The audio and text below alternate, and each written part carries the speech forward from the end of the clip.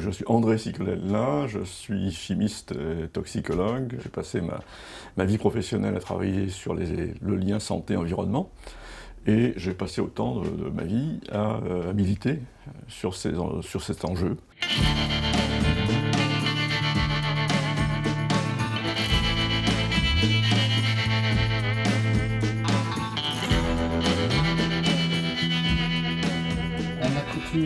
De penser, chimiste égale du côté des pollueurs et de la grande Oui, industrie. oui, Vous êtes quoi, un traître? Alors j'étais pendant longtemps un mouton noir, ça c'est clair.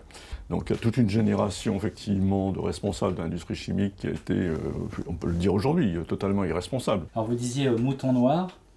Aujourd'hui, on appelle aussi ça positivement lanceur d'alerte. Oui, tout à fait.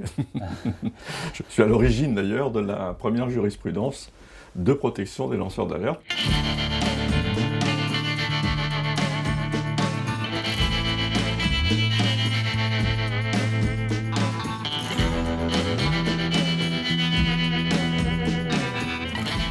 On va après avoir obtenu une première loi qui interdit les biberons au bisphénol, expliquer aux parlementaires que c'est bien de protéger les nourrissons, mais il faut protéger avant les fœtus, puisque c'est principalement au stade fœtal que l'impact de ces perturbateurs endocriniens va jouer sur la santé du nourrisson, de l'enfant, du futur adulte et même des générations futures.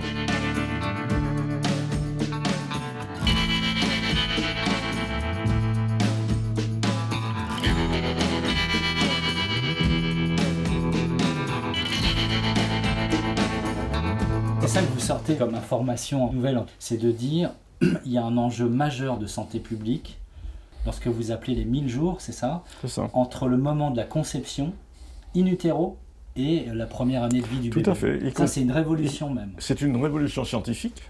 On n'est pas dans l'hypothèse, hein. On est dans la certitude. C'est démontré par des milliers d'études. Donc il faut en tirer les conséquences du point de vue de la gestion de ce risque. Alors cette certitude, c'est laquelle? Cette certitude, c'est qu'une grande partie des effets sanitaires liés à ces perturbateurs endocriniens provient d'une exposition pendant la grossesse, y compris des maladies comme le cancer de la prostate qui survient à l'âge adulte, et même à un âge assez avancé. Bien, une partie en fait, de l'explication vient d'un choc, ce qu'on appelle un premier choc qui a lieu pendant la grossesse. Donc c'est une maladie de l'enfant. Attendez, si je vous comprends bien, si à 70 ans je développe un cancer de la prostate, il y a de fortes chances que ce soit dû à des perturbateurs endocriniens pendant la grossesse de ma mère. Tout à fait. Alors ça surprend. Ça surprend. Mais c'est vrai pour les cancers du sein aussi.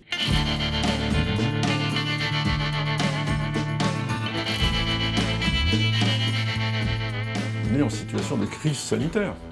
Alors en même temps, quand on dit ça, en même temps la bonne nouvelle, c'est qu'on a compris une partie des causes. Bien qu'à partir du moment où vous avez compris, il n'y a pas de fatalisme à avoir, il faut agir. Pourquoi on n'agit pas? Eh bien c'est ça la question. La solution, c'est évidemment d'éliminer les perturbateurs endocriniens, c'est faisable? Oui, on peut agir aujourd'hui sur ce qui est volontairement mis dans notre environnement. Par exemple? Par exemple, voilà, les cosmétiques, les parfums. Alors, on a une publication qui est parue en 2015, faite par 2 scientifiques saoudiens, qui ont eu la bonne idée d'analyser 47 parfums, dont une bonne dizaine viennent de France, et des parfums célèbres. Et on trouve effectivement dans tous ces parfums un phtalate qui est le DEP. Il est autorisé, c'est le fixateur des parfums. Alors, il permet effectivement au parfum de rester plus longtemps sur la peau. Alors il pénètre aussi quand même. 99,6% des femmes enceintes sont contaminées par les phtalates, 99,6%, toutes les femmes enceintes. Et ça donne quoi les phtalates? Eh bien, ça donne, on parle de syndrome des phtalates pour tout ce qui est impact sur la reproduction.